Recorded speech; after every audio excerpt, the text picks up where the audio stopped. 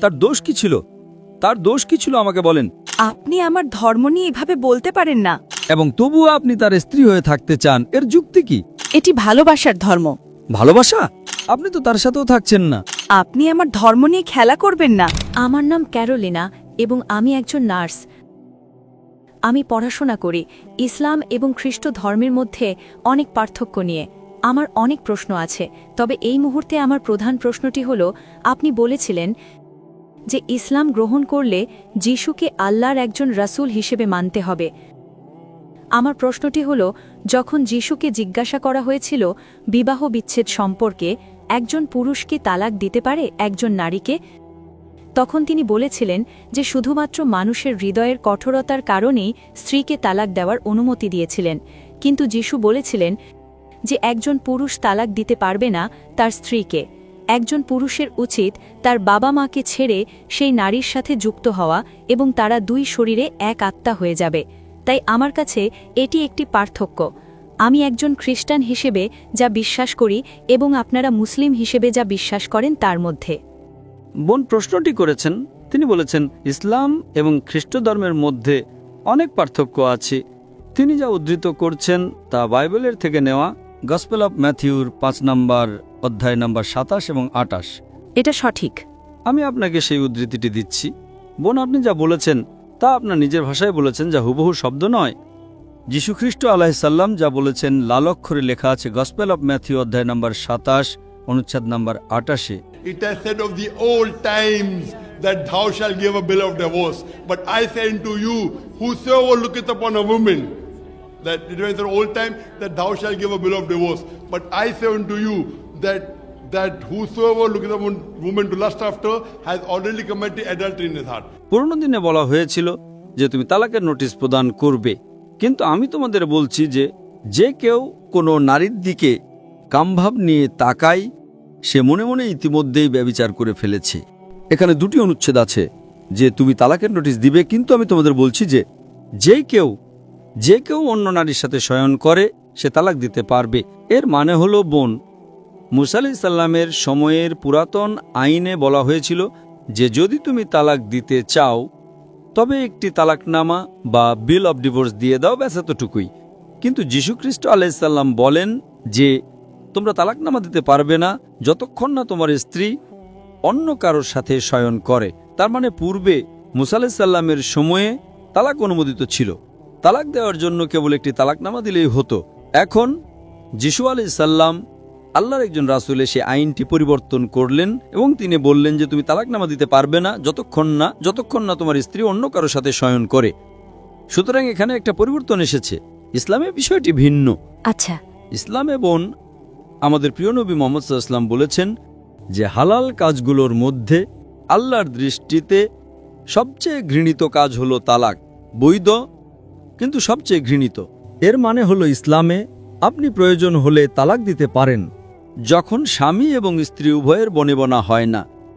এর মানে এই নয় যে স্ত্রী খারাপ হলেই আপনি তালাক দিতে পারবেন, অথবা স্বামী খারাপ হলেই কেবল তালাক দেওয়া যাবে। হতে পারে দুজনেই ভালো মানুষ, কিন্তু তারা একে অপরের উপযুক্ত নয়। এবং আমাদের কাছে এমন অনেক উদাহরণ আছে। নবীর সাহাবী ছিলেন পুরুষ সাহাবী এবং নারী সাহাবী। আমাদের কাছে উদাহরণ আছে জায়েদ রাদিয়াল্লাহু আনহুর এবং তার সাথে আরেকজন সাহাবী, একজন নারী সাহাবী জায়নাব রাদিয়াল্লাহু আনহা। তাদের বিয়ে হয়েছিল, তারা দুজনে ভালো মানুষ ছিলেন, কিন্তু তাদের বনেবনা হচ্ছিল না, তাই আপনি তালাক দিতে পারেন। অথবা এমনও হতে পারে যে একজন ভালো নয়, স্ত্রী ভালো নয়, স্বামী তালাক দিতে পারে। স্বামী ভালো নয়, স্ত্রী তালাক নিতে পারে, খোলা দিতে পারে।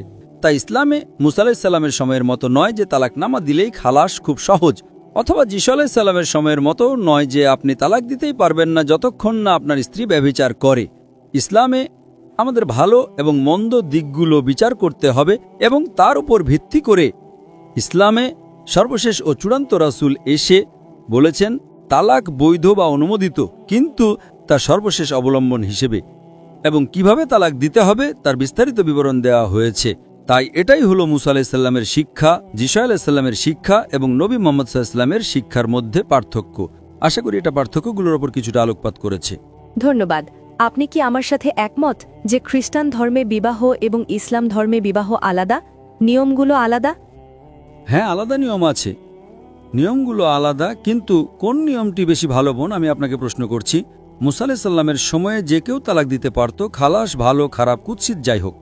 খ্রিস্টান ধর্মে কেবল তখনই তালাক দিতে পারবেন যদি আপনার স্ত্রী ব্যভিচারে লিপ্ত অবস্থায় ধরা পড়ে। ইসলামে যদি আপনাদের বনে বনা না হয় তবে দিতে পারবেন, যদি তারা ভালো না হয় তবে দিতে পারবেন, তবে এমনিতে নয়। এটা বৈধ, কিন্তু আল্লাহর দৃষ্টিতে সবচেয়ে ঘৃণিত। আপনি কোনটি পছন্দ করবেন? আমি আমার ধর্মকেই পছন্দ করি এবং আমার জীবনের শেষ পর্যন্ত একজন পুরুষের সাথেই থাকতে চাই। ঠিক আছে, যদি স্বামী এসে আপনাকে প্রতিদিন মারে, সে মদ পান করে, আপনাকে প্রতিদিন মারে, নীল এবং কালো দাগ ফেলে, প্রতিদিন আপনার চোখ কালো হয়ে যায়, আপনি কি তার সাথে থাকতে চাইবেন? আমরা আলাদা হতে পারি, কিন্তু আমরা আবার বিবাহ করতে পারবো না। এটা ভিন্ন বিষয়। কিন্তু আমি আপনাকে একটা প্রশ্ন করছি, আপনি কি অন্য কোনো জীবনসঙ্গী খুঁজে নিতে চাইবেন না? আমাদের অনুমতি নেই। যদি আপনি ভুল করেন, না আপনি নন, আমি অনুমতি আছে কিনা তা জিজ্ঞেস করছি না, একজন মানুষের জন্য কোনটা বেশি পছন্দনীয়? ইসলামে যদি আপনি ভুল জীবনসঙ্গী বেছে নিয়ে ভুল করেন, আমি মনে করি আমি আমার বোনের জন্য খুব ভালো একজন মানুষ পেয়েছি, আমি ভাবছি সে খুব ভালো, কিন্তু বিয়ের পর সে তাকে মারে, সে জুয়া খেলে, সে মদ খায়, কালসিটে ফেলে, আমি বলবো আলাদা হয়ে যাও। আমি তাকে সুযোগ দেব, মিটমাট করার চেষ্টা করব, আলাদা হব। সে বিয়ে করতে পারে, সে অন্য কাউকে বিয়ে করতে পারে, তার দোষ কি ছিল? তার দোষ কি ছিল আমাকে বলেন? কেন আমার বোন কষ্ট পাবে? এটা কেমন ধরনের ধর্ম? এটি কঠিন ধর্ম। আমার ধর্ম কঠিন। কঠিন ধর্ম নয়, কঠিন ধর্ম বলবেন না, বলুন যৌক্তিক ধর্ম। এবং আজ স্বাভাবিকভাবেই আমাদের স্বামী স্ত্রী থাকতেই হবে, ঠিক? চিকিৎসা বিজ্ঞান অনুযায়ী আপনার বিয়ে করা উচিত। অন্যথায় যদি আপনারা আলাদা হন, আমেরিকায় কি হয় আপনি জানেন? আমেরিকায় কি হয়? আমেরিকায় পরিসংখ্যান অনুযায়ী একজন সাধারণ মানুষ, পুরুষ এবং নারী, তারা একজনের সাথে ঘর বাঁধার আগে গড়ে 8 জন ভিন্ন ভিন্ন যৌনসঙ্গী রাখে। বিয়ের পর তাদের কতজন সঙ্গী থাকে তা পরিসংখ্যানে বলা নেই। 8 জন, কারো 5 জন, কারো 10 জন, কারো 20 জন, এটা মানুষের স্বভাব। তো এখন যদি বলেন আপনারা আলাদা হয়ে যাবেন, তাহলে আপনি কি করবেন? তাই এই কারণেই ইসলাম নারীকে ভুল পথে যাওয়া থেকে রক্ষা করে, অথবা পুরুষকে ভুল পথে যাওয়া থেকে রক্ষা করে। তালাক দাও, আবার বিয়ে করো। এতে ভুল কি? যদি আপনি ভুল করেন, এটা খুব সহজ। দুঃখিত, এটা খুব সহজ। এটা সহজ নয়, এটা একটা পরীক্ষা। আপনি জানেন, আমাদের জন্য এটা সারা জীবনের পরীক্ষা। কি দোষ? আপনার দোষ কি? যদি আপনার স্বামী, আপনার স্বামী হয়তো খুব ভালো, আমি শুধু একটা কাল্পনিক উদাহরণ দিচ্ছি, যে যদি সে আপনার সাথে ভালো ব্যবহার না করে, যদি সে আপনাকে মেরে কালশিতে ফেলে দেয় এবং তবুও আপনি তার স্ত্রী হয়ে থাকতে চান, এর যুক্তি কি? এটা কেমন ধরনের ধর্ম? এটা কি অযৌক্তিক নয়? এটি ভালোবাসার ধর্ম। ভালোবাসা? সে আপনাকে মারছে, কিসের ভালোবাসা? আমি তাকে প্রতিজ্ঞা করেছি যে আমি তার জীবনের শেষ পর্যন্ত তার সাথেই থাকব।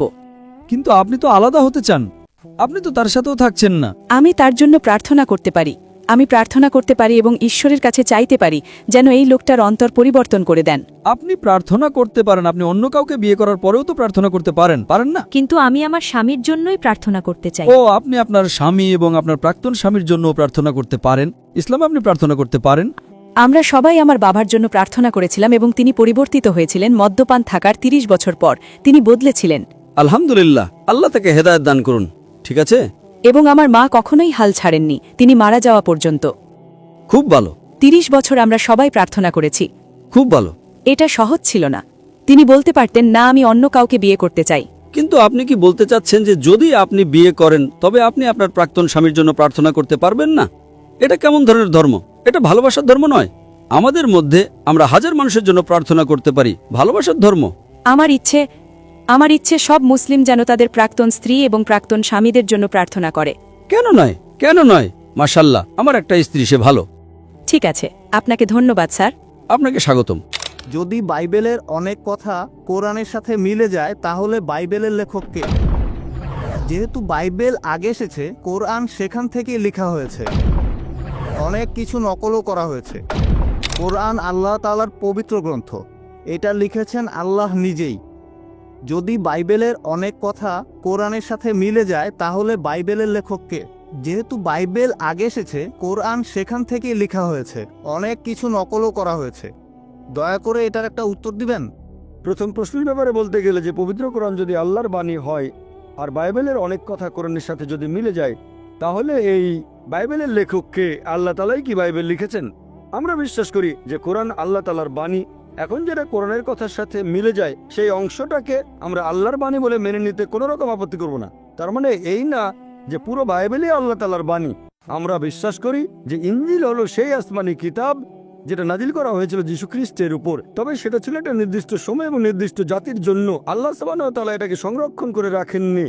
কিন্তু কোরআন হলো সর্বশেষ আর চূড়ান্ত আসমানি কিতাব। আল্লাহ কোরআনে বলেছেন সূরা হিজর অধ্যায় নম্বর 15 আয়াত নম্বর 9, আমি কোরআন অবতীর্ণ করেছি এবং অবশ্যই আমি এর সংরক্ষক। তার মানে এই পবিত্র কোরআন হলো ফুরকান, যেটা দিয়ে সঠিক আর বেঠিকের পার্থক্য করা যায়। কোনো কথা কোরআনের সাথে মিলে গেলে আমরা বলবো এই অংশটাকে আল্লাহর বাণী বলে মেনে নিতে আমাদের কোনো আপত্তি নেই।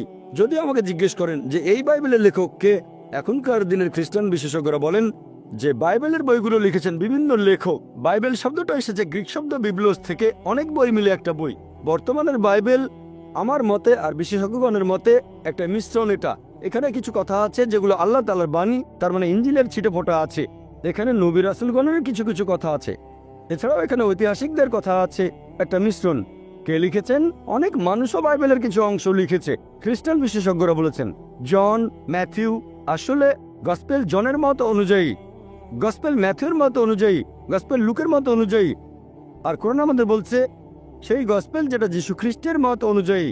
আমরা বিশ্বাস করি ইনজিলে যেটা নাজিল হয়েছিল যীশু খ্রিস্ট বা ঈসা আলাইহিস সালামের উপর। তবে এখনকার বাইবেল পাবেন গসপেল ম্যাথিউর মত অনুযায়ী, গসপেল মার্কের মত অনুযায়ী, গসপেল লুকের মত অনুযায়ী, গসপেল জনের মত অনুযায়ী। আমরা বিশ্বাস করি সেই গসপেলে যেটা যীশু খ্রিস্টের মত অনুযায়ী। এমনকি খ্রিস্টান বিশেষজ্ঞরাও বলেন এই বাইবেল লিখেছে বিভিন্ন মানুষ। তাহলে আমরা পুরো বাইবেলটাকে মানতে পারি না আল্লাহ তাআলার বাণী বলে। এবারে দ্বিতীয় প্রশ্নটা নিয়ে বলি। পৃথিবীতে বাইবেল এসেছে প্রথমে আর কোরআনের কথা বাইবেল থেকে নকল করা হয়েছে। হ্যাঁ, এরকম একটা সম্ভাবনা থাকতেই পারে। আরেকটা সম্ভাবনা এরকম, যদি দুটোর মধ্যে সাদৃশ্য থাকে, হয়তো বই দুটোর উৎস একই, তাহলে বাইবেলের কিছু অংশের কথা কোরআনের কথাগুলোর সাথে মিলে যায়।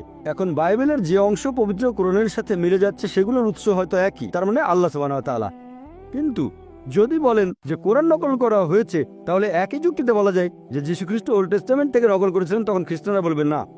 আমরা বিশ্বাস করি যে আসমানি কিতাবগুলোর মূল কথা সবসময় একই ছিল, তার মানে হচ্ছে তৌহিদ, এক আল্লাহতে বিশ্বাস করা। আসলে মূল কথাটা একই, কিন্তু ভেবে দেখেন বাইবেলের মধ্যে প্রায় কয়েকশো বৈজ্ঞানিক ভুল আছে। আপনি যদি বলেন বাইবেল থেকে নকল করা হয়েছে, আর অনেকেই বলেন নওজুবিল্লাহ যে নবী মুহাম্মদ সাল্লাল্লাহু আলাইহি ওয়াসাল্লাম কথাগুলো বাইবেল থেকে নকল করেছেন, তার মানে নবী মুহাম্মদ সাল্লাল্লাহু আলাইহি ওয়াসাল্লাম বাইবেলের যে কথাগুলো বৈজ্ঞানিক ভুল সেগুলো নেননি, তাহলে তো তিনি বড় বিজ্ঞানী। বাইবেল থেকে যদি নকল করেন, বাইবেল বলছে যে চাঁদের আলো তার নিজস্ব আলো, পবিত্র কোরআন বলছে চাঁদের আলো আসলে প্রতিফলিত আলো। বাইবেল বলছে জেনেসিস অধ্যায় 1 অনুচ্ছেদ 16 থেকে 19 চাঁদের আলো তার নিজস্ব আলো। আর কোরআন বলছে সূরা ফুরকান অধ্যায় 25 আয়াত নম্বর 61 চাঁদের আলো হচ্ছে প্রতিফলিত আলো। তাহলে নবী মুহাম্মদ সাল্লাল্লাহু আলাইহি সাল্লাম তিনি বাইবেল থেকে নিয়ে সেটা শুধরে দিয়েছেন, আর বললেন না এটা নিজস্ব আলো না প্রতিফলিত আলো। এটা সম্ভব না। কোরআনে এমন অনেক কথা আছে যেটা বিজ্ঞান জেনেছে কিছুদিন আগে।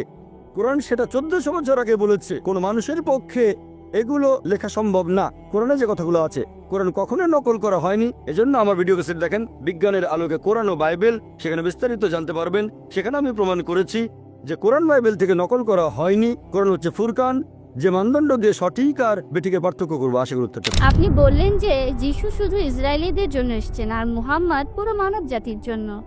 আমরা খ্রিস্টান আর মুসলিমরা বিশ্বাস করি যে যিশু আরেকবার আসবেন। সেটা হলে এটা কিভাবে বলবেন যে মুহাম্মদ হলেন শেষ নবী?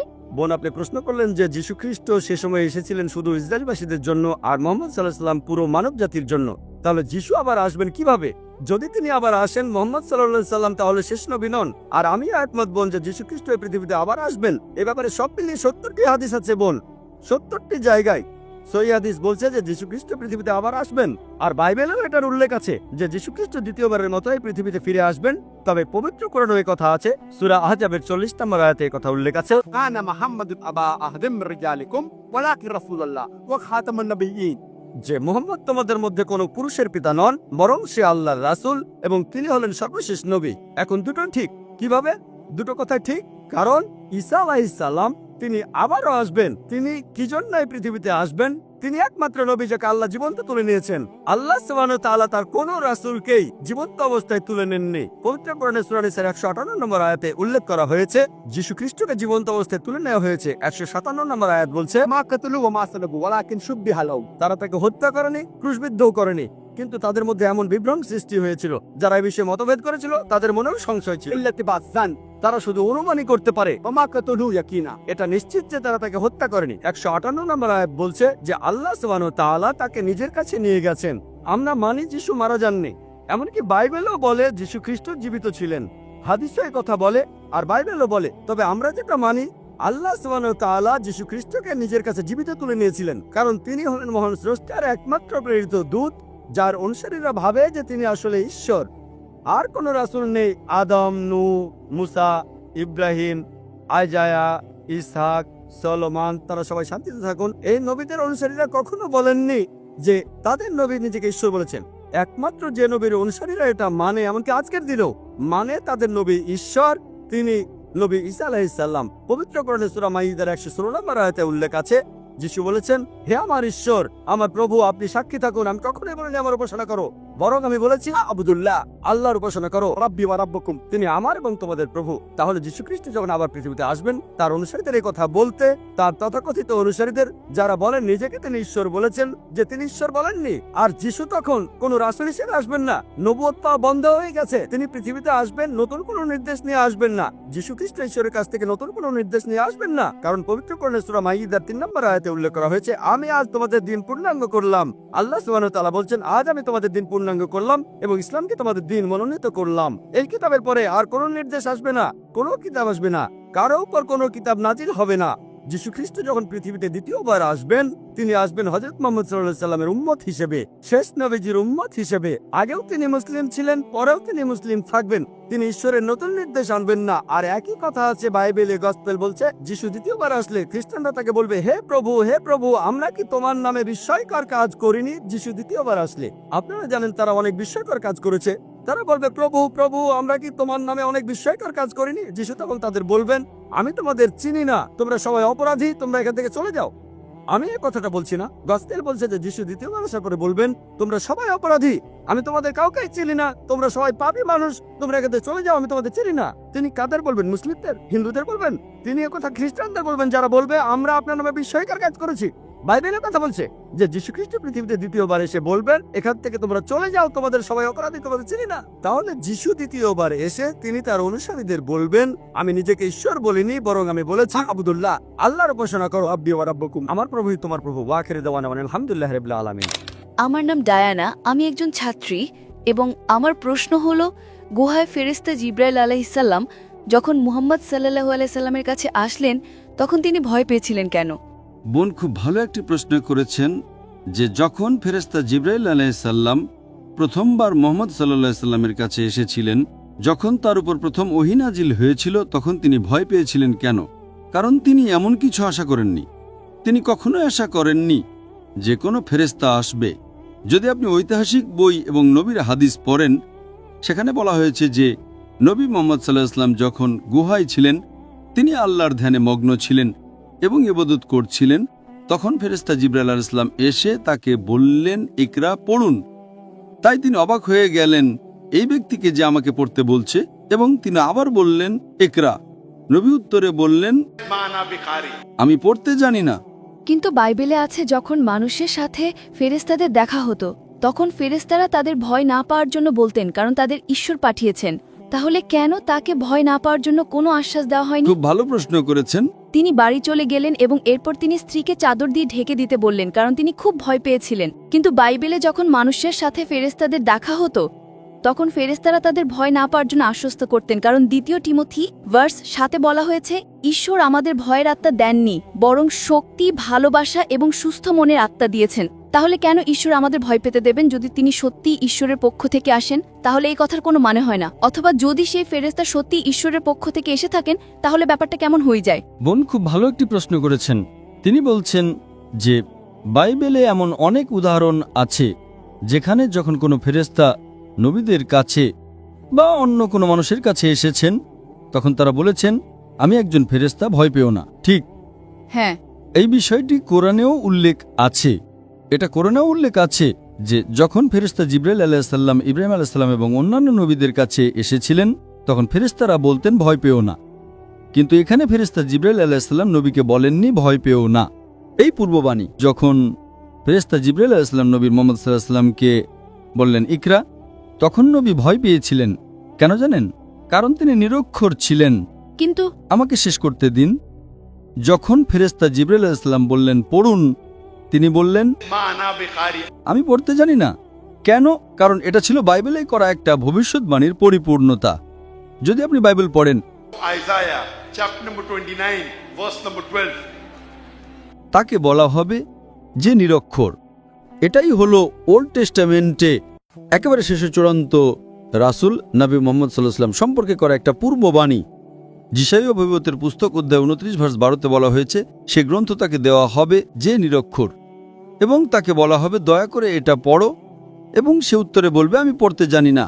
এটা ছিল ওল্ড টেস্টামেন্টে পরবর্তী ধর্মগ্রন্থে উল্লেখিত ভবিষ্যৎবাণীর পরিপূর্ণতা। তাই কোরআনে এবং কোরআনের তাফসিরেও আছে, যখন প্রথম ওহী এসেছিল নবী মুহাম্মদ সাল্লাল্লাহু আলাইহি সাল্লাম ভয় পেয়েছিলেন। এর আগে তিনি আল্লাহর রাসূল ছিলেন না। এটা ছিল প্রথম ওহী যেটা তিনি 40 বছর বয়সে পেয়েছিলেন। এর আগে তিনি একজন ধার্মিক ব্যক্তি ছিলেন, কিন্তু তার উপর নবুয়তি দেওয়া হয়নি। তাই প্রথমবার যখন ফেরেশতা আসলেন তিনি ভয় পেলেন, একজন সাধারণ মানুষের মতো। হ্যাঁ, কিন্তু যদি কোনো ফেরেশতা আপনার বা আমার কাছেও আসেন, আমরাও ভয় পাব। তাই সেই সময়ে তিনি একজন সাধারণ মানুষ ছিলেন। প্রথমবার যখন ফেরেশতা আসলেন এবং তাকে বললেন পড়ুন, তিনি ভাবলেন তাকে পড়তে বলা হচ্ছে, কিন্তু তিনি নিরক্ষর ছিলেন। তাই তিনি উত্তরে বললেন Ma ana biqari. আমি পড়তে জানি না। তারপর তিনি আবার বললেন পড়ুন, Ikra. পড়ুন। তিনি উত্তরে বললেন। Ma ana biqari. তৃতীয়বার যখন তিনি বললেন পড়ুন, ইকরা শব্দটি 3টি অর্থ আছে। একটা হলো পড়া, একটা হলো আবৃত্তি করা, আর একটা হলো ঘোষণা করা। তখন নবীজি বুঝতে পারলেন ও তিনি আমাকে পুনরাবৃত্তি করতে বলছেন। আর পুনরাবৃত্তি করার জন্য তো শিক্ষিত হওয়ার প্রয়োজন নেই, তাই না? তারপর তিনি বললেন Ikra bismi rabbikal ladhi khalaq. Khalaqal insana min alaq. পড়ুন আপনার রবের নামে যিনি সৃষ্টি করেছেন, যিনি মানুষকে সৃষ্টি করেছেন জমাট রক্ত থেকে। সুতরাং যখন তিনি পুরো আয়াতটা বললেন, তখন নবী মুহাম্মদ সাল্লাল্লাহু আলাইহি সাল্লাম বুঝতে পারলেন যে জিবরাইল আলাইহিস সালাম যা চান তা হলো তিনি যেন পড়েন না, বরং পুনরাবৃত্তি করেন। আচ্ছা, তাই তিনি তা পুনরাবৃত্তি করলেন। Ikra bismi rabbikal ladhi khalaq. Khalaqal insana min alaq. আর তারপর কোরআনের প্রথম 5টি আয়াত নাজিল হলো। যখন তিনি বাড়ি ফিরে আসলেন, একজন মানুষ হিসেবে তিনি কাঁপছিলেন। তখন তার স্ত্রী হযরত খাদিজা রাদিয়াল্লাহু আনহা তাকে চাদর দিয়ে জড়িয়ে ধরলেন এবং বললেন চিন্তা করবেন না, আপনি আল্লাহর একজন প্রিয় মানুষ, আপনার কোনো ক্ষতি হবে না। সুতরাং তিনি একজন মানুষ। তাই কোনো ব্যক্তি যদি ফেরেশতা দেখে ভয় পায়, তাতে ভুলটা কোথায়? এর মধ্যে কোনো ভুল নেই। যদি ফেরেশতা বারবার আসতে থাকেন এবং তারপরেও তিনি ভয় পান, তখন আপনি আপত্তি করতে পারেন। প্রথমবার ভয় পাওয়াটা স্বাভাবিক। তিনি একজন মানুষ। আমার কাছে তিনি একজন মানুষ, সৃষ্টিকর্তা নন। তিনি যদি ভয় পান, এটা স্বাভাবিক। অনেক রাসূলে যখন ফেরেশতাদের দেখতেন তখন তারা ভয় পেতেন। যখন জিবরাইল আলাইহিস সালাম বারবার আসতে থাকলেন, তখন তিনি আর ভয় পেতেন না। তাহলে এতে ভুলটা কোথায়? যেমন মরিয়ম এবং জাকারিয়া, তাদের সাথে কাদের সাথে? মরিয়ম এবং জাকারিয়ার সাথে ফেরেশতা জিবরাইল আলাইহিসসালামের সাক্ষাৎ হয়েছিল। সেটা মুহাম্মাদের সাথে সাক্ষাতের চেয়ে ভিন্ন ছিল। যেমন মরিয়ম এবং জাকারিয়ার সাথে জিবরাইলের সাক্ষাতের পর জিবরাইলের যাওয়ার সময় তাদের কোনো ভয় ছিল না, যা মুহাম্মাদের ক্ষেত্রে হয়নি। সাক্ষাতের পরও তার ভয় চেকে গিয়েছিল। আর ঈশ্বর আমাদের ভয়ের আত্মা দেন না। হ্যাঁ, বোন প্রশ্ন করছেন যে যখন মরিয়াম আলাইহিস সালাম ফেরেশতার সাথে দেখা করেছিলেন এবং জাকারিয়া আলাইহিস সালাম যখন ফেরেশতার সাথে দেখা করেছিলেন, তখন তারা ভয় অনুভব করেননি। ভয় পাওয়াটা হারাম কিছু নয়, এটা ভুল কিছু নয়, এটা মানবীয়। হ্যাঁ, তাই আমার কাছে এটা স্বাভাবিক। তিনি একজন মানুষ, কেউ ভয় পায় আবার কেউ ভয় পায় না। এখানে আমরা জানতে পারি যে প্রথমবার যখন ফেরেশতা আসেন, তখন নবী মুহাম্মদ সাল্লাল্লাহু আলাইহি সাল্লাম এবং নবী জাকারিয়া আলাইহিস সালাম আর মরিয়ম আলাইহিস সালামের মধ্যে একটি পার্থক্য ছিল। প্রথমত, মাতা মরিয়ম কোনো নবী ছিলেন না। হ্যাঁ, ঠিক, তারা সুসংবাদ দিয়ে চলে যান। এখানে আপনাকে বুঝতে হবে এটা জরুরি না যে একজন রাসূল যদি ভয় পান সেটা ভুল, অথবা একজন রাসূল যদি ভয় না পান সেটা সঠিক। প্রত্যেক রাসূলই ভিন্ন। যেমন ধরুন নবী মুসা আলাইহিস সালাম সরাসরি আল্লাহর সাথে কথা বলেছেন, ইব্রাহিম আলাইহিস সালাম বলেননি। তাহলে এটা কি ইব্রাহিম আলাইহিস সালামকে ছোট নবী বানিয়ে দেয়? না। যিশু আলাইহিস সালাম সরাসরি ঈশ্বরের সাথে কথা বলেননি, এটা কি তাকে ছোট নবী বানিয়ে দেয়? না। কোরআন বলে যে ইব্রাহিম আলাইহিস সালাম আল্লাহর বন্ধু, এটা একটা উপাধি। এর মানে কি এই যে অন্য রাসূলরা আল্লাহর শত্রু? না, সুতরাং এগুলো হলো প্রদত্ত উপাধি। প্রত্যেক নবী নিজেই অনন্য।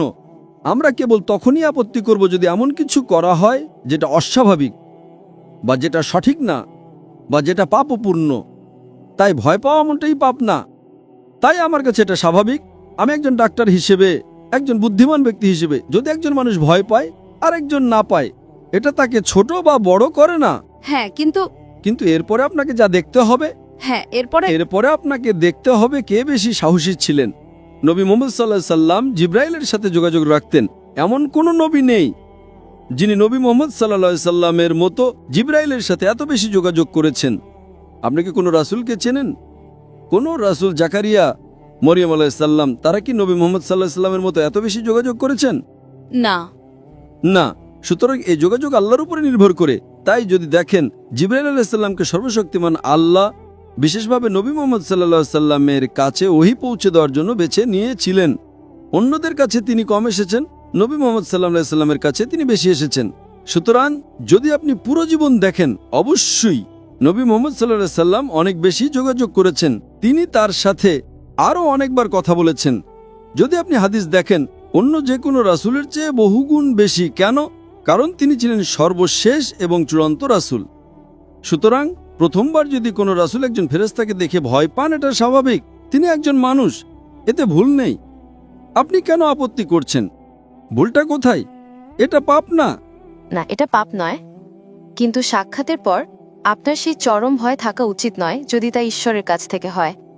যদি আপনার ঈশ্বরের সাথে সাক্ষাৎ হয়, আপনাকে আশ্বস্ত করতে হবে যে ভয় পেও না। এতে কোনো সমস্যাই নেই, কারণ এটি প্রমাণ করে যে নবী মুহাম্মদ সাল্লাল্লাহু আলাইহি ওয়াসাল্লাম একজন মানুষ ছিলেন। মানুষের ভাবা উচিত না যে তিনি ঈশ্বর। আমি বলছি, নয়তো খ্রিস্টানদের মতো মানুষ ভাবতে শুরু করবে যে নবী মুহাম্মদ সাল্লাল্লাহু আলাইহি ওয়াসাল্লাম ঈশ্বর। আমি মনে করি এটা ভালো। তাই যদি একজন মানুষ ভয় পায় এবং তারপর বিশ্বাস করে, এতে কোনো সমস্যা নেই। তিনি আপনার এবং আমার মতো একজন মানুষ। সুতরাং সকল নবী মানুষ ছিলেন। তাই আপনি যে শর্ত দিচ্ছেন যে তার ভয় পাওয়া উচিত নয়, সেটা আপনার শর্ত, এটা ঈশ্বরের শর্ত নয়। আপনি কি বুঝতে পারছেন? তাই আমার কাছে যদি কোনো মানুষ ঈশ্বর হন, ঈশ্বর ভয় পেতে পারেন না। সুতরাং এটি প্রমাণ করে যে তিনি ঈশ্বর নন। আর এ কারণে আমাদের কালেমাতে তখন আমরা বলি যে তিনি আল্লাহর বান্দা। তাই এই সমস্ত কাজ প্রমাণ করে যে তিনি একজন মানুষ। আমি মনে করি এটা একটা চমৎকার উদাহরণ যে ঈশ্বরের সকল রাসূল মানুষ ছিলেন, তারা ঈশ্বর ছিলেন না। নয়তো অনেক খ্রিস্টানের মতো তারা ভুলভাবে ঈশ্বরকে, দুঃখিত, যিশুকে ঈশ্বর বলে ডাকে। বোন, আপনি কি বিশ্বাস করেন যে যিশু ঈশ্বর? হ্যাঁ। আপনি কি বাইবেলের কোথাও থেকে একটাও প্রমাণ দেখাতে পারবেন যেখানে যিশু খ্রিস্ট আলাইহিস সালাম নিজেই বলেছেন যে আমি ঈশ্বর, অথবা যেখানে তিনি বলেছেন আমার উপাসনা করো? না, এমন কোনো সরাসরি অনুচ্ছেদ নেই যেখানে তিনি বলেছেন যে আমি ঈশ্বর, আমার উপাসনা করো। এমন কোনো সরাসরি অনুচ্ছেদ নেই। আমি শুনতে পাচ্ছি না বোন। এমন কোনো সরাসরি শ্লোক নেই যেখানে যিশু বলেছেন আমি ঈশ্বর, আমার উপাসনা করো। খুব ভালো, খুব ভালো, কিন্তু তিনি নিজেকে খুব ভালো। তার মানে বোন স্বীকার করেছেন যে বাইবেলের কোথাও এমন একটি উক্তি নেই যেখানে যিশু খ্রিস্ট আলাইহিস সালাম নিজেই বলেছেন আমি ঈশ্বর, তবুও আপনি তার উপাসনা করেন। সরাসরি এমন কিছু নেই। তার মানে আপনি যিশু আলাইহিস সালামকে অনুসরণ করছেন না। যিশু আলাইহিস সালাম বলেছেন আমি নিজে থেকে কিছুই করতে পারি না, আমি যেমন শুনি তেমন বিচার করি, এবং আমার বিচার ন্যায়, কারণ আমি আমার ইচ্ছা খুঁজি না, বরং আমার পিতার ইচ্ছা খুঁজি। সেই তরুণ ছেলেটি যে বক্তব্য দিয়েছিল ঠিক একই, কিন্তু সে বুঝতে পারেনি, তার সমস্যা ছিল, জানেন তো। কিন্তু অনেক শ্লোকে তিনি বলেছেন যে আমি ঈশ্বর। সরাসরি না হলেও তিনি বলেছেন যদি তোমরা আমাকে ভালোবাসো তবে আমার আদেশ পালন করবে। বোন, আপনাকে সকল রাসূলের আদেশ পালন করতে হবে, শুধু যিশুর, ঈসা আলাইহিস সালামের কেন? ইব্রাহিম আলাইহিস সালাম, মুসা আলাইহিস সালামের কি তাদের অনুসরণ করতে হবে না? ইব্রাহিম আলাইহিস সালাম কি ঈশ্বরের রাসূল ছিলেন না? মুসা আলাইহিস সালাম কি ঈশ্বরের নবী ছিলেন না? তিনি ছিলেন। তাহলে কি আপনাকে আদেশ পালন করতে হবে না? হ্যাঁ। তাহলে পার্থক্যটা কোথায়? যিশু আলাইহিস সালাম একজন রাসূল ছিলেন, আমরা তাকে ভালোবাসি, আমরা তাকে সম্মান করি, কিন্তু আমরা তার উপাসনা করি না। আমি তার উপাসনা করি। আপনি কেন তার উপাসনা করেন? আরেকটি প্রশ্ন, ইসলামে আপনারা যখন নামাজ পড়েন তখন কেন একটি নির্দিষ্ট দিকে মুখ করতে হয়? এবং আরবিতে প্রার্থনা করতে হয়। আর আরবি কেন মূল ভাষা? বোন, যদি আমি আপনার প্রশ্নটি ঠিকমতো শুনে থাকি, আপনি বলেছেন যে আপনারা যখন নামাজ পড়েন তখন একটি নির্দিষ্ট দিকে ফিরে নামাজ পড়েন। হ্যাঁ। আমরা কেন সেদিকে ফিরে নামাজ পড়ি, এটাই কি আপনার প্রশ্ন? হ্যাঁ। খুব ভালো প্রশ্ন। বোন প্রশ্ন করেছেন যে আমরা মুসলিমরা যখন নামাজ পড়ি তখন আমরা কাবার দিকে মুখ করি, কিন্তু আমরা কেন কাবার দিকে মুখ করি? কারণ কাবা আমাদের কিবলা। কিবলা মানে দিক। আমরা কেন কিবলার দিকে মুখ করি, এটাই প্রশ্ন। কারণ আমরা ইসলামে একতায় বিশ্বাস করি, আমরা ভাগে বিশ্বাস করি না। তাই ধরুন আজকে আমরা সবাই এই তাঁবুতে নামাজ পড়তে চাই, তাহলে আমরা কোন দিকে ফিরে নামাজ পড়ব? পূর্ব, পশ্চিম, উত্তর নাকি দক্ষিণ? আপনি বলবেন পশ্চিম, ও বলবে পূর্ব, আরেকজন বলবে উত্তর। এখন আমরা কোন দিকে ফিরে নামাজ পড়ব? বিভিন্ন দিক। তাই ঐক্যের জন্য আল্লাহ বলেছেন যখন তোমরা নামাজ পড়বে তখন কাবার দিকে মুখ করবে। এটি কোরআনের সূরা বাকারার 2 নম্বর অধ্যায়ের একটি আয়াত। তাই আমরা ঐক্যের জন্য কাবার দিকে মুখ করি। এর মানে এই নয় যে আমরা কাবার ইবাদত করি। কিছু মানুষ ভাবতে পারে যে আমরা কাবার ইবাদত করি। কোনো মুসলিম কখনো কাবার ইবাদত করে না। আপনি কি বুঝতে পারছেন? জি। কাবা হলো কিবলা। কিবলা মানে দিক। আমরা ঐক্যে বিশ্বাস করি। যখন হজের জন্য মক্কায় যাই তখন কাবার চারপাশে তাওয়াফ করি, কারণ প্রতিটি বৃত্তের একটি কেন্দ্র থাকে। এটা প্রমাণ করার জন্য যে আল্লাহ এক। এবং ইসলামের দ্বিতীয় খলিফা মানে হযরত ওমর রাদিয়াল্লাহু আনহু, তিনি এই কালো পাথর বা হাজরে আসওয়াদের দিকে ইঙ্গিত করে বলেছিলেন যে এই কালো পাথর আমার কোনো উপকার করতে পারে না, ক্ষতিও করতে পারে না। আমি এই কালো পাথরকে চুম্বন করছি শুধুমাত্র কারণ আমার নবী এটাকে চুম্বন করেছিলেন, নয়তো এই পাথর আমার কোনো উপকার বা ক্ষতি করতে পারে না। এটি প্রমাণ করে যে কোনো মুসলিম কখনো পাথরের ইবাদত করে না। এছাড়াও নবীর সময় নবীর অনেক সাহাবী কাবার উপরে দাঁড়িয়ে আজান দিতেন। তারা কাবার উপরে দাঁড়িয়ে আজান দিতেন। কোনো মূর্তি পূজক কি কখনো কাবার উপরে দাঁড়াবে যেই মূর্তির সে পূজা করে? আমি আপনাকে একটা প্রশ্ন করছি, কোনো মূর্তি পূজক কি সেই মূর্তির উপরে দাঁড়াবে যার সে পূজা করে? না। সুতরাং এটি প্রমাণ করে যে আমরা মুসলিমরা কাবার ইবাদত করি না, আমরা হাজরে আসওয়াদের ইবাদত করি না। এটা শুধু একটা কিবলা। আমরা ঐক্যে বিশ্বাস করি, অন্যথায় বিশৃঙ্খলা সৃষ্টি হবে। আপনি বলবেন পূর্বে নামাজ পড়ো, ও বলবে পশ্চিমে, কেউ বলবে উত্তরে, কেউ বলবে দক্ষিণে। তাই ঐক্যের জন্য বিশ্বের সবাই কাবা মক্কার দিকে মুখ করে এবং আমরা একই দিকে ফিরে নামাজ পড়ি। আশা করি উত্তর পেয়েছেন। তাহলে আপনি বলতে চাইছেন যে আমাদের মধ্যে বিভ্রান্তি আছে কারণ আমরা একটা নির্দিষ্ট দিকে ফিরে প্রার্থনা করি না, তাই না? অবশ্যই কোনো নির্দিষ্ট দিক নেই, কিভাবে? কোনো কারণ আপনার স্বাধীনতা আছে। কোনো ঐক্য নেই। কিছু খ্রিস্টান দক্ষিণে প্রার্থনা করে, কিছু পশ্চিমে, কিছু পূর্বে। কোনো ঐক্য নেই, সব দিক ভিন্ন। আচ্ছা। তো সেটা আপনার প্রবলেম, আমার নয়। আচ্ছা, ঠিক এ কারণে যিশু আলাইহিস সালাম In the Gospel of John, chapter number 16, verse number 11 to 14, আমার তোমাদেরকে আরো অনেক কথা বলার আছে, কিন্তু তোমরা এখন তা সহ্য করতে পারবে না। কিন্তু তিনি যখন সেই সত্যের আত্মা আসবেন তখন তিনি তোমাদেরকে সমস্ত সত্যে পথ দেখাবেন। তিনি নিজে থেকে কিছু বলবেন না, যা শুনবেন তাই বলবেন। নবী মুহাম্মদ সাল্লাল্লাহু আলাইহি ওয়াসাল্লামের ব্যাপারে কথা বলছে। সত্যের আত্মা হলেন পবিত্র আত্মা। হ্যাঁ, পবিত্র আত্মা। ঠিক আছে, ওকে, ঠিক আছে, আপনি আমার সাথে একমত। বোন খুব ভালো উত্তর দিয়েছেন। এ কারণে যিশু আলাইহিস সালাম পবিত্র আত্মার কথা বলছেন। সেখানে কি বলা হয়েছে? আমার তোমাদেরকে আরো অনেক কথা বলার আছে, কিন্তু তোমরা এখন তা সহ্য করতে পারবে না, কারণ তিনি যখন সেই সত্যের আত্মা আসবেন। বোন, বাইবেল বলে যে যখন যীশু খ্রিস্ট ঈসা আলাইহিস সালাম জন্মগ্রহণ করেছিলেন তখন পবিত্র আত্মা সেখানে ছিলেন, হ্যাঁ কি না? পবিত্র আত্মা। বোন শুধু আমার প্রশ্নের উত্তর দিন। বাইবেলেতে এটা বলা নেই যে যখন যীশু খ্রিস্ট ঈসা আলাইহিস সালাম জন্মগ্রহণ করেছিলেন তখন পবিত্র আত্মা সেখানে ছিলেন, ঠিক না ভুল? হ্যাঁ, ভিতরে। তাহলে এখানে ভবিষ্যৎবাণী বলছে আমার তোমাদেরকে আরো অনেক কথা বলার আছে, কিন্তু তোমরা এখন তা সহ্য করতে পারবে না। কিভাবে? শুনুন, তিনি প্রথমত একজন মানুষের ব্যাপারে বলা হচ্ছে, কোন আত্মা সম্পর্কে নয়। না, অপেক্ষা করুন, শুনুন শুনুন, প্রথমে আমাকে শেষ করতে দিন, তারপরে আপনি উত্তর দেবেন। প্রথমত তিনি একজন মানুষকে বোঝায়, কোনো আত্মাকে নয়। তিনি যখন সত্যের আত্মা আসবেন তিনি তোমাদেরকে সমস্ত সত্যপথ দেখাবেন। তিনি নিজের থেকে কিছু বলবেন না, যা শুনবেন তাই বলবেন। 4-5 বার তিনি পবিত্র আত্মা। পবিত্র আত্মাকে তিনি বলা হয় না। কারণ যখন যিশু দাঁড়ান, আমাকে আগে শেষ করতে দিন। আপনি কেন বাধা দিচ্ছেন? আমি আপনাকে কথা বলার সুযোগ দেব। তিনি একজন পুরুষ বা মানুষকে বোঝায়। দ্বিতীয়ত, ভবিষ্যৎবাণী, যখন নবী আসবেন, পবিত্র আত্মা যীশু খ্রিস্ট আলাইহিস সালামের জন্মের সময় থেকেই সেখানে ছিলেন। সুতরাং পবিত্র আত্মার সম্পর্কে আপনার ব্যাখ্যা সম্পূর্ণ ভুল। তিনি নিজের থেকে কিছু বলবেন না, যা শুনবেন তাই বলবেন। তার মানে যা আমরা কোরআন এবং হাদিসে জানি, শব্দগুলো ফেরেশতা জিবরাইলের মাধ্যমে পাঠানো হয়েছিল, যা আপনি বলেছেন। তিনি এমনভাবে পুনরাবৃত্তি করেছেন যেন শব্দগুলো তার মুখে বসিয়ে দেওয়া হয়েছিল। পবিত্র আত্মার মুখে কোথায় শব্দ বসানো হয়েছিল? বাইবেলে কোথাও এমন কথা বলা নেই। এখানে বলা হয়েছে যা শুনবেন তাই বলবেন। নবী মুহাম্মদ সাল্লাল্লাহু আলাইহি সাল্লাম সম্পর্কে বলা হচ্ছে, তিনি আমার মহিমা প্রকাশ করবেন। পবিত্র আত্মা কি যিশুর মহিমা প্রকাশ করেছিলেন? না। কোথায়? পবিত্র আত্মা কোথায় যিশুর মহিমা প্রকাশ করেছিলেন? কোথায়? তার মানে আপনি বাইবেল পড়ছেন না। প্রথমত, পবিত্র আত্মা যিশু ঈসা আলাইহিস সালামের জন্মের আগে থেকেই সেখানে ছিলেন। পবিত্র আত্মা সেখানে ছিলেন যখন যিশু পৃথিবীতে বাস করতেন। এই ভবিষ্যৎবাণী ভবিষ্যতে আগমনকারী একজনের সম্পর্কে বলছে, সুতরাং এটা পবিত্র আত্মা হতে পারে না। দ্বিতীয়ত, তিনি শব্দটি 4-5 বার ব্যবহার করা হয়েছে, এটা কোনো আত্মা হতে পারে না।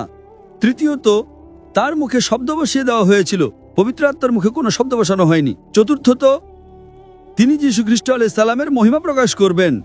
এই 4টি বিষয় বাইবেলে কোথায় উল্লেখ আছে? তাহলে আমি মেনে নেব যে এটি পবিত্র আত্মা। ঠিক আছে। এই 4টি বিষয় কি বাইবেলে উল্লেখ আছে? এই 4টি বিষয় পবিত্র আত্মার সাথে মেলে না, শুধু কারণ আপনার বাবা আপনার চার্চ বলেছে আপনি অন্ধভাবে তা পুনরাবৃত্তি করছেন। না, আপনাকে যৌক্তিকভাবে ভাবতে হবে পবিত্র আত্মা সেখানে ছিলেন কি না। তিনি ছিলেন। তিনি যীশু খ্রিস্ট আলাইহিস সালামের জন্মের আগে থেকেই সেখানে ছিলেন। তিনি মাতা মরিয়মের গর্ভে ছিলেন। তিনি সেখানে ছিলেন যখন যীশু খ্রিস্ট ঈসা আলাইহিস সালাম জন্মগ্রহণ করেছিলেন। তিনি সেখানে ছিলেন যখন যিশু বেঁচে ছিলেন। সুতরাং এটা পবিত্র আত্মা সম্পর্কে বলছে না। Someone is misguiding you. তার মানে আপনি বাইবেল পড়ছেন না। যখন তিনি আসবেন, এটি এমন একজনের সম্পর্কে বলছে যিনি উপস্থিত নন। পবিত্র আত্মা প্রথমে যখন যিশু জন্মগ্রহণ করেছিলেন তখন তার ভিতরে তার সাথে ছিলেন, কিন্তু তিনি চলে যাওয়ার পর তিনি বলেছিলেন যে সেই আত্মা তোমাদের ভিতরে থাকবে। সুতরাং এটি কেবল না, এমন কথা বলা হয়নি। যখন তিনি স্বর্গে আরোহণ করলেন তখন পবিত্র আত্মাই না, আপনি বাইবেলের ভুল প্রমাণ দিচ্ছেন। বাইবেল বলে, যীশু খ্রিস্ট বলেছেন, আমার তোমাদেরকে আরো অনেক কথা বলার আছে, কিন্তু তোমরা এখন তা সহ্য করতে পারবে না, কারণ তিনি যখন সত্যের আত্মা আসবেন, তার মানে তিনি তার ভেতরে থাকতে পারেন না। তাহলে কি যিশু মিথ্যা বলছেন? আমরা বিশ্বাস করতে পারি না যে নবী যিশু মিথ্যা বলতে পারেন। আপনি কেন যীশু খ্রিস্ট আলাইহিস সালামকে মিথ্যা বলার জন্য অভিযুক্ত করছেন? আমি এটা সহ্য করব না। আমার নবী যিশু আলাইহিস সালাম আমার নবী, আপনি তাকে মিথ্যা বলার জন্য অভিযুক্ত করতে পারেন না। আপনি নিজের কথা বসিয়ে দিচ্ছেন। যীশু খ্রিস্ট আলাইহিস সালাম বলেছেন, যখন তিনি আসবেন তিনি তোমাদেরকে সমস্ত সত্য পথ দেখাবেন। পবিত্র আত্মা তো আগে থেকেই সেখানে ছিলেন। তাহলে আপনি কেন যীশু খ্রিস্ট ঈসা আলাইহিস সালামকে ভুল বুঝছেন? তিনি নবী মুহাম্মদ সাল্লাল্লাহু আলাইহি ওয়াসাল্লামের ভবিষ্যৎবাণী সম্পর্কে বলছেন। না, না, না, আমরা ঈশ্বর, পিতা ঈশ্বর, পুত্র ঈশ্বর এবং পবিত্র আত্মা ঈশ্বর। আমরা তাদেরকে তিনি ব্যক্তিবাচক তিনি হিসেবে উল্লেখ করি। কোথায় উল্লেখ আছে পিতা ঈশ্বর, পবিত্র আত্মা? বাইবেলের কোন পদে এমন কথা বলা আছে? যখন যিশুকে দীক্ষিত করা হয়েছিল, বাইবেলের কোন পদে এমন কথা বলা আছে? আমি আপনাকে উত্তর দেওয়ার সুযোগ দিচ্ছি, কারণ আপনি সেই তরুণ ছেলেটির মতো নন। আমি আপনাকে বোঝানোর চেষ্টা করছি যে যীশু খ্রিস্ট আলাইহিস সালাম বাইবেলে স্পষ্টভাবে নবী মুহাম্মদ সাল্লাল্লাহু আলাইহি ওয়াসাল্লামের ভবিষ্যৎবাণী সম্পর্কে উল্লেখ করেছেন। ঠিক আছে। খুবই স্পষ্টভাবে। কিন্তু আপনি কেন বুঝতে পারছেন না? কোথায় বলা হয়েছে পবিত্র আত্মা? পবিত্র আত্মা তো আগে থেকেই সেখানে আছেন। তাহলে আপনি কেন ভুল পথে পরিদর্শিত হচ্ছেন? আমি ভুল পথে পরিদর্শিত নই। এটা স্পষ্ট ইংরেজি বোন, এবং আমার মনে হয় আপনার ইংরেজি খুব ভালো, সেই তরুণ ছেলেটির মতো নয়। তো আপনি যখন বাড়ি যাবেন তখন ঠিকমতো পড়তে পারবেন, ঠিক আছে? ঠিক আছে। জনের সুসমাচার 16 অধ্যায় 11 থেকে 14 পদ, এটা লিখে রাখুন, আপনার ডায়েরিতে লিখে রাখুন। Thank you, sister. Can we have the next question? আমার নাম জাকফা ইসনান। আমার বয়স 22 বছর এবং আমি পশ্চিম বান্দুংয়ে কাজ করি। আমি একজন মুসলিম। আমি একজন অপারেটর। আমার একটি প্রশ্ন আছে। আসলে প্রশ্নটি আমার একজন অমুসলিম বন্ধুর পক্ষ থেকে। তার প্রশ্ন ঈশ্বরের অস্তিত্ব নিয়ে। মুসলিমদের কাছে ঈশ্বরের কোনো প্রতিমূর্তি নেই কেন? আমি ডক্টর জাকির নায়েকের ভিডিওর মতো করেই উত্তর দিয়েছিলাম। যজুর্বেদের রেফারেন্স দিয়ে বলেছিলাম তার কোনো প্রতিমূর্তি নেই, বা সংস্কৃতি যেমন বলা হয় চিত্র, ছবি বা মূর্তি নেই। কিন্তু সে পাল্টা প্রশ্ন করে, এটা কি যৌক্তিক যে তুমি এমন একজনের উপাসনা করছো যাকে তুমি দেখতে কেমন তা জানোই না? ধন্যবাদ। ভাই প্রশ্ন করেছেন যে আমরা কিভাবে কোনো প্রতিমূর্তি ছাড়া ঈশ্বরের উপাসনা করতে পারি। প্রথমত, আপনি যদি কোনো ঈশ্বরের প্রতিমূর্তি তৈরি করেন তবে আপনি তাকে ছোট করছেন বা অবমাননা করছেন। কারণ বেদ বলে ঈশ্বরের কোনো প্রতিমূর্তি নেই, বাইবেল বলে ঈশ্বরের কোনো প্রতিমূর্তি নেই, কোরআনও বলে ঈশ্বরের কোনো প্রতিমূর্তি নেই। তাহলে আপনি কিভাবে প্রতিমূর্তি বানান? এটা আমাকে কোরআনের একটা ঘটনার কথা মনে করিয়ে দেয়, যেখানে মুসা আলাইহিস সালাম আল্লাহকে বলেছিলেন, আমি আপনাকে দেখতে চাই। তখন আল্লাহ তাকে বলেন, আমি পাহাড়ের উপর আমার নূর প্রকাশ করব, তুমি দেখো পাহাড়ের কি হয়। আর যখন তিনি পাহাড়ের উপর আল্লাহর নূর দেখেন তখন মুসা আলাইহিস সালাম জ্ঞান হারিয়ে পড়ে যান। তিনি আল্লাহকে দেখেননি, তবুও পড়ে গিয়েছিলেন। এটাই আল্লাহ সুবহানাহু ওয়া তাআলার মহত্ব। আপনি প্রশ্ন করেছেন কিভাবে প্রতিমূর্তি ছাড়া আল্লাহর উপাসনা করা যায়। হ্যাঁ, আপনি যাকে শুনিয়ে ভাবতে চান তার জন্য ছবি থাকাটা আবশ্যক নয়। উদাহরণস্বরূপ, বিশ্বাস করার জন্য ছবি থাকাটা জরুরি নয়। ধরুন, কেউ আপনাকে বলল আমেরিকা খুব সুন্দর একটি দেশ এবং আপনি সেখানে যেতে চান, তাহলে সেখানে যাওয়ার জন্য কি আমেরিকার ছবি দেখা আবশ্যক? না। সবকিছু আবশ্যক নয়। বিশেষ করে আমরা ইসলাম এবং অন্যান্য ধর্ম বিশ্বাস করি যে আল্লাহ সুবহানাহু ওয়া তাআলা এতটাই মহান যে এই জীবনে আপনি তাকে দেখতে পারবেন না, পরকালে দেখতে পারবেন যদি আপনি জান্নাতে চান। সুতরাং উপাসনার জন্য ছবি থাকা আবশ্যক নয়। আমরা কি করি? আমরা আল্লাহ সুবহানাহু ওয়া তাআলার নির্দেশনা অনুসরণ করি। আমরা যখন ইবাদত করি তখন কিয়ামে দাঁড়াই, রুকু করি, সিজদা করি। যখন আপনি সিজদা করেন তখন আপনি আল্লাহ সুবহানাহু ওয়া তাআলার সামনে প্রণত হন এবং বলেন যে তিনিই সর্বশ্রেষ্ঠ। কারণ আমাদের শরীর আমাদের নিয়ন্ত্রণে, আমাদের মন সরাসরি আমাদের নিয়ন্ত্রণে নয়। সুতরাং যখন আপনি সিজদা করেন আপনি শরীরের সবচেয়ে উপরের অংশ কপাল মাটির সবচেয়ে নিম্নের অংশে রাখছেন এবং বলছেন সুবহানা রাব্বিয়াল আলা, মহিমান্বিত আমার প্রভু যিনি সর্বোচ্চ। সুতরাং এটা একটি উপাসনার রূপ। যখন আমরা আল্লাহ সুবহানাহু ওয়া তাআলার উপাসনা করি আমরা আল্লাহ সুবহানাহু ওয়া তাআলার বাণী পুনরাবৃত্তি করি, আলহামদুলিল্লাহি রাব্বিল আলামিন, সমস্ত প্রশংসা আল্লাহর যিনি বিশ্বজগতের প্রতিপালক। আপনি আমাকে একটা কথা বলেন যে ঈশ্বরের যে সমস্ত প্রতিমূর্তি আপনি দেখেছেন যা অন্যান্য ধর্মাবলম্বীরা ভুলবশত তৈরি করে, সেই ছবিগুলোর মধ্যে অনন্য কি আছে বলুন তো?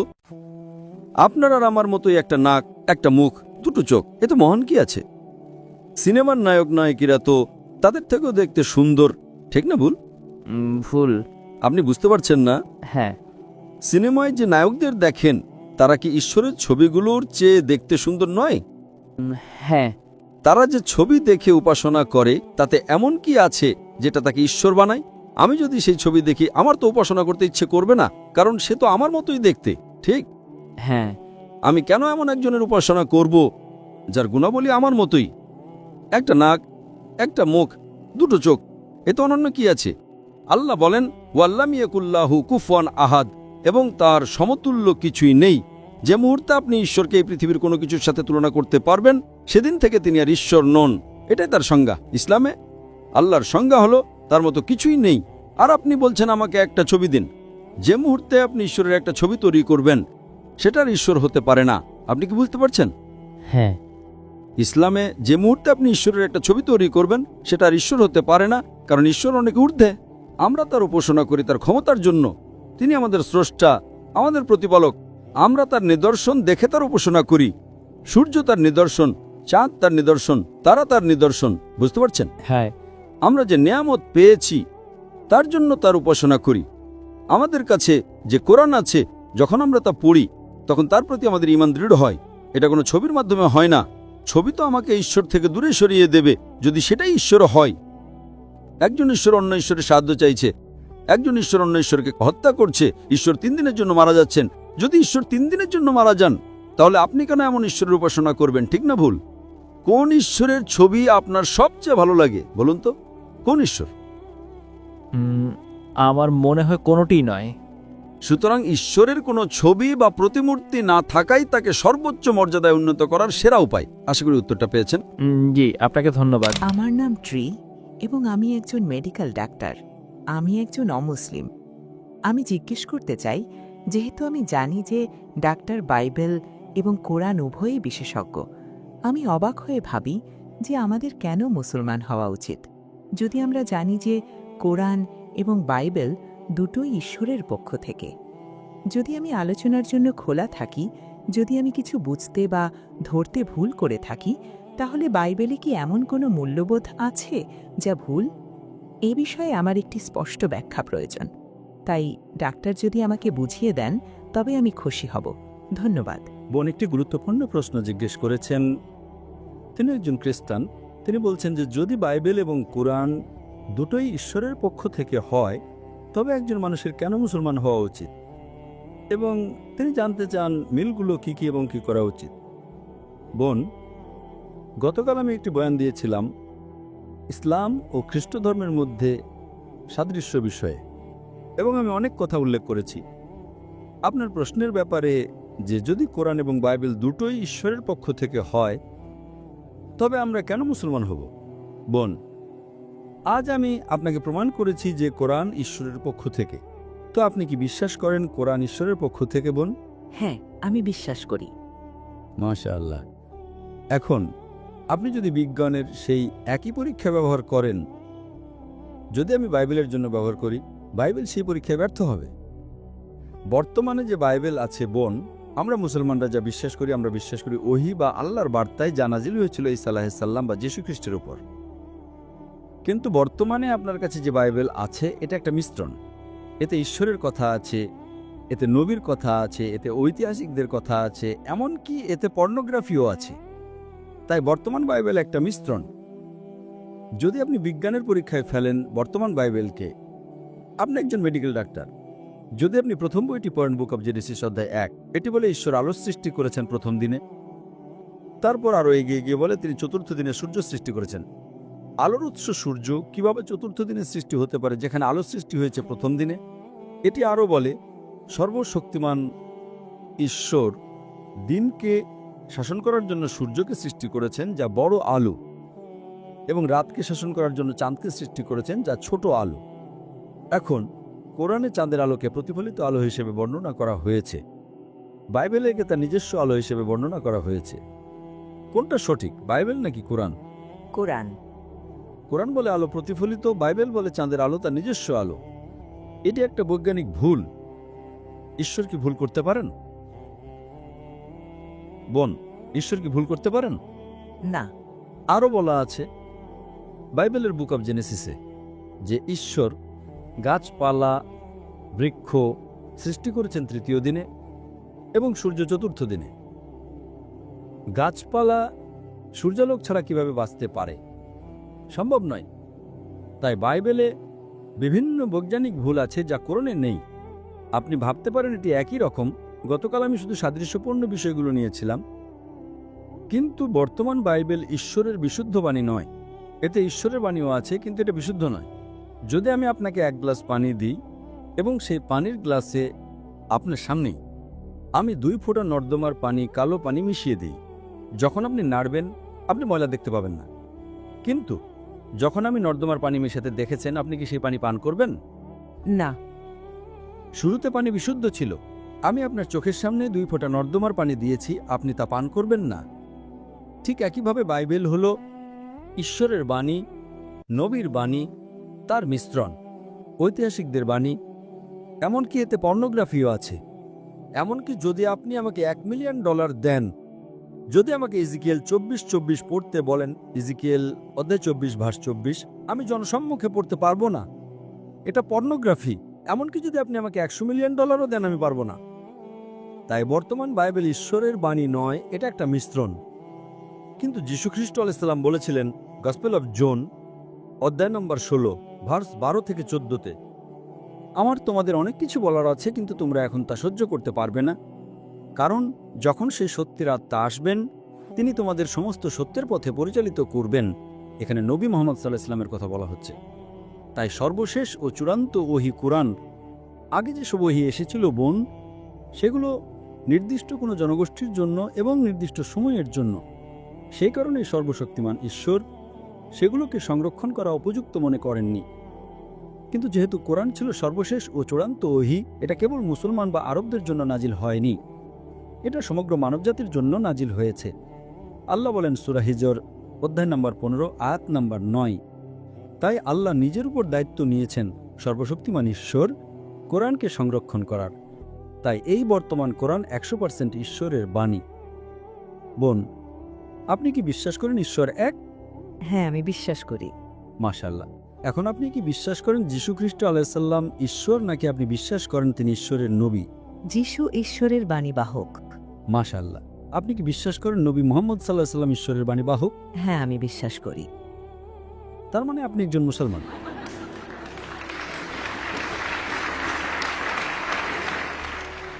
কোনো মানুষের ন্যূনতম যে শর্তগুলো প্রয়োজন ইসলামে প্রবেশের জন্য, 1 নম্বর হলো বিশ্বাস করা যে ঈশ্বর এক। 2 নম্বর বিশ্বাস করা নবী মুহাম্মদ সাল্লাল্লাহু আলাইহি ওয়াসাল্লাম ঈশ্বরের বাণীবাহক। আপনি প্রশ্ন করেছেন কেন একজন খ্রিস্টান মুসলমান হবে? কারণ ইসলামে আমাদের যীশু খ্রিস্ট আলাইহিস সালামকে সম্মান করতে হবে। যখনই আমি তার নাম নিই, আমাকে বলতে হবে তার উপর শান্তি বর্ষিত হোক। ইসলামই একমাত্র অখ্রিস্টান ধর্ম যা যীশু খ্রিস্ট আলাইহিস সালামকে বিশ্বাস করাকে ঈমানের অংশ মনে করে। কোনো মুসলমান নাই যদি সে যীশু খ্রিস্ট আলাইহিস সালামকে বিশ্বাস না করে। আমরা বিশ্বাস করি যে তিনি আল্লাহ সুবহানাহু ওয়া তাআলার সর্বশক্তিমান ঈশ্বরের অন্যতম একজন মহান নবী ছিলেন। আমরা বিশ্বাস করি যে তিনি অলৌকিকভাবে কোনো পুরুষের হস্তক্ষেপ ছাড়া জন্মগ্রহণ করেছিলেন। আমরা বিশ্বাস করি যে তিনি অন্ধজন্মা এবং কুষ্ঠরোগীদের ঈশ্বরের অনুমতিতে সুস্থ করেছিলেন। তাই আমরা একসাথেই আছি, কিন্তু আমরা বিশ্বাস করি না যে তিনি ঈশ্বর। তাই যদি আপনি খ্রিস্টান থেকে মুসলমান হন, তবে আপনি অপমানিত হচ্ছেন না। আমরা সব নবীকে বিশ্বাস করি, Adam, Noah, Abraham, Moses, Jesus, Muhammad. সবাইকে। কিন্তু যদি একজন মুসলমান খ্রিস্টান হয়ে যায়, খ্রিস্টানরা নবী মুহাম্মদ সাল্লাল্লাহু আলাইহি সাল্লামকে বিশ্বাস করে না। বুঝতে পারছেন? তাই ইসলাম হলো শেষ, এবং ইসলামের সর্বশেষ নবী হলেন মুহাম্মদ সাল্লাল্লাহু আলাইহি সাল্লাম। যেহেতু আপনি বিশ্বাস করেন ঈশ্বর এক, বিশ্বাস করেন নবী মুহাম্মদ সাল্লাল্লাহু আলাইহি সাল্লাম একজন বাণীবাহক, বিশ্বাস করেন নবী যিশু একজন বাণীবাহক, আপনি কি ইসলাম গ্রহণ করতে চান? আমার ইচ্ছা আছে, কিন্তু এখনকার জন্য আমার ইচ্ছা আছে, কিন্তু এখন আমার পরিস্থিতি একটু জটিল। কিন্তু বোন, যদি আপনার ইচ্ছা থাকে তবে আমার অনুরোধ, যদি আপনি বিশ্বাস করেন ঈশ্বর এক, বিশ্বাস করেন নবী মুহাম্মদ সাল্লাল্লাহু আলাইহি সাল্লাম ঈশ্বরের বাণীবাহক, বিশ্বাস করেন নবী যিশু একজন বাণীবাহক, আমার মনে হয় আপনার দেরি করা উচিত নয়। আপনি জানেন না আপনি কতদিন বাঁচবেন। আমি জানি না আমি বাঁচব কিনা, কয়েকদিন বা কয়েক সপ্তাহ বা কয়েক বছর। তাই যদি আপনি নিশ্চিত হন যে ঈশ্বর এক, আপনি বিশ্বাস করেন নবী মুহাম্মদ সাল্লাল্লাহু আলাইহি সাল্লাম ঈশ্বরের বাণীবাহক, আপনি বিশ্বাস করেন নবী যিশু একজন বাণীবাহক, তাই আমি অনুরোধ করছি যত তাড়াতাড়ি সম্ভব তত ভালো। যদি আপনার কোনো জটিলতা থাকে, সেই জটিলতা কি আপনাকে ইসলাম গ্রহণ করতে বাধা দিচ্ছে? হ্যাঁ, এখনকার জন্য। ঠিক আছে, তো আপনি মনে করেন যদি আপনি ইসলাম গ্রহণ করেন তবে সমস্যা বাড়বে না কমবে? শুনতে পাইনি। ইসলামে মানবতার সমস্যার সমাধান আছে, তাই ইসলাম গ্রহণ করলে আপনার সমস্যার সমাধান হবে না বাড়বে? সমাধান হতে পারে। সরি, সমাধান হতে পারে। হ্যাঁ। তো যদি আপনার সমস্যার সমাধান হয় তবে আপনি কেন দেরি করবেন? আমি জানি হয়তো আপনার পরিবার অমুসলিম হতে পারে, অথবা আপনি চান না যে তারা জানুক ইত্যাদি, কিন্তু মাশাআল্লাহ আপনি ইন্দোনেশিয়ায় বাস করছেন, 87% Muslim, mashallah. যদি আপনি পশ্চিম দেশে থাকতেন তবে সমস্যা হতে পারত, ভারতে থাকলে সমস্যা হতে পারত, হয়তো 80% বা অমুসলিম। এখানে Mashallah, 87% are Muslims. যাই হোক, যদি আপনি ভালো মনে করেন আপনি গ্রহণ করতে পারেন, অথবা যদি আপনি ইতস্তত বোধ করেন সময় নিন যখন আপনি নিশ্চিত হবেন, কিন্তু দয়া করে দেরি করবেন না। আমরা জানি না আমরা কতদিন বাঁচব। ঠিক আছে বোন? ঠিক আছে, ধন্যবাদ ডাক্তার। জাযাকাল্লাহ খাইর। আমার নাম নওফল এবং আমি একজন টেকনিশিয়ান। আমার প্রশ্নটি সার্বজনীন ভ্রাতৃত্ব সম্পর্কিত। দিনে 5 ওয়াক্ত নামাজ পড়া, যাকাত দেওয়া, হজ পালন করার মতো ইসলামের পূর্ণাঙ্গ অনুসরণ কি শুধুমাত্র যুক্তি ও তর্কের উপর ভিত্তি করে করা সম্ভব? ধন্যবাদ। ভাই, আপনার নাম কি? নওফল। আপনি কি মুসলিম নাকি অমুসলিম? আমি মুসলিম। মুসলিম? ভাই প্রশ্ন করেছেন নামাজ এবং ইসলামের সমস্ত দিক কি সম্পূর্ণরূপে যৌক্তিক ভিত্তিতে পালন করা সম্ভব? হ্যাঁ, এটা নির্ভর করে আপনার যুক্তি কতটা শক্তিশালী তার উপর। আপনি কতটা যৌক্তিক। আমি যদি আপনাকে সার্জারি সম্পর্কে ব্যাখ্যা করি আপনি কি বুঝবেন? আমি আমার সর্বোচ্চ চেষ্টা করব, কিন্তু আপনি কি সফল হবেন? আমি একজন ডাক্তার, আপনি কি পারবেন? না। তাই তো?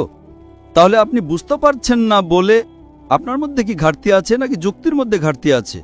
সমস্যাটা আপনার মধ্যেই।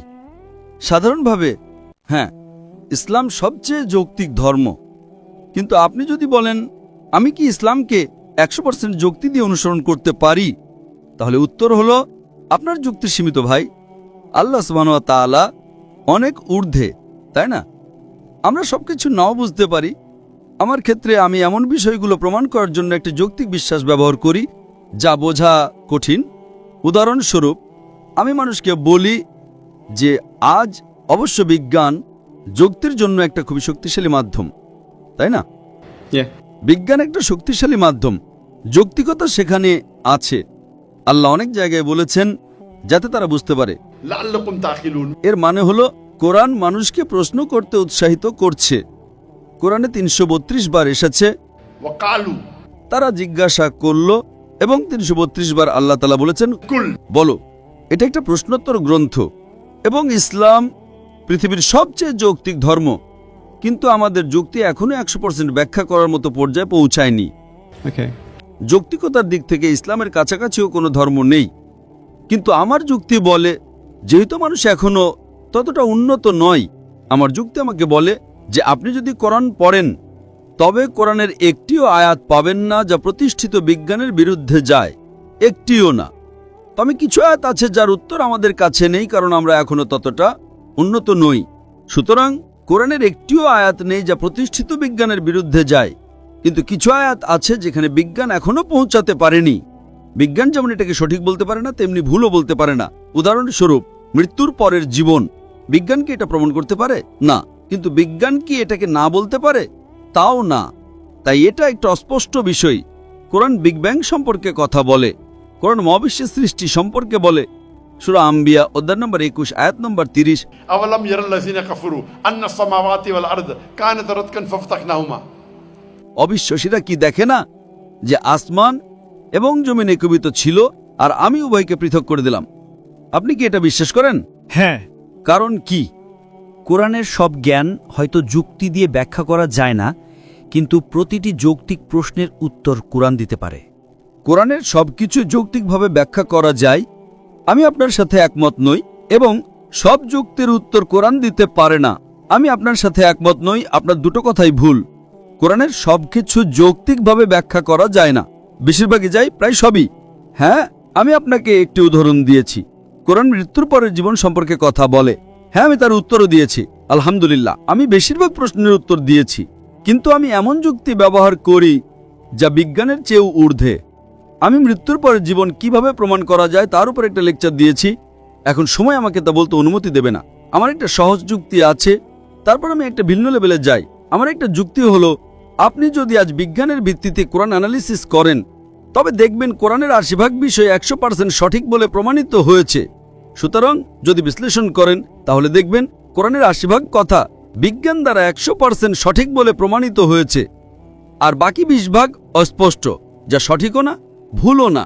যেমন জিন, মৃত্যুকরের জীবন, জান্নাত ও জাহান্নাম। সুতরাং যখন কোরআনের 80% 100% সঠিক প্রমাণিত হয় আর 1% বা 0.1% ভুল প্রমাণিত হয় না, তখন আমার যুক্তি বলে যখন 80% 100% সঠিক এবং 20% অস্পষ্ট, যার মধ্যে 0.001% ভুল নেই, তখন আমার যুক্তি বলে ইনশাআল্লাহ সেই 20% সঠিক হবে। সুতরাং এটা একটা যৌক্তিক বিশ্বাস, এটা যৌক্তিকতার উপর ভিত্তি করে প্রতিষ্ঠিত।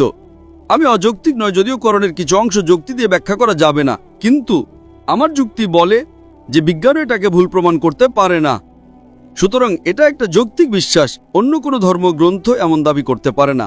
অন্য সব ধর্মগ্রন্থে অসংখ্য বৈজ্ঞানিক ভুল, অসংখ্য যৌক্তিক সমস্যা এবং গাণিতিক ত্রুটি রয়েছে। বুঝতে পারছেন? হ্যাঁ। তাই ইসলাম সবচেয়ে যৌক্তিক ধর্ম, কিন্তু আমরা কি সবকিছু যুক্তি দিয়ে প্রমাণ করতে পারি? আমাদের যুক্তি এখনো সেই পর্যায়ে পৌঁছায়নি। তাই আমি একজন দায়ী হিসেবে অনেক কিছু ব্যাখ্যা করার চেষ্টা করি, কিন্তু 100% পারি না। আমরা মুসলিমরা যৌক্তিকতা প্রমাণ হয়েছে বলে অনুসরণ করি না, বরং আল্লাহ বলেছেন তাই অনুসরণ করি। আমাদের যুক্তি আল্লাহ বলেছেন তাই আমরা ঈমান এনেছি ও সত্য বলে মেনে নিয়েছি।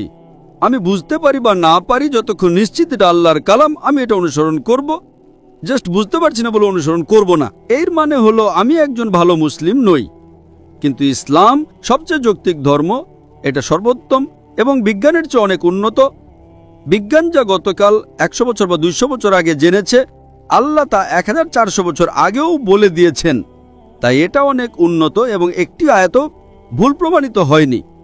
এই কারণেই কোরআন বিশ্বের সবচেয়ে যৌক্তিক গ্রন্থ, ইসলাম সবচেয়ে যৌক্তিক ধর্ম এবং মানবজাতির জন্য সবচেয়ে উপকারী। আশা করি উত্তরটা পেয়েছেন।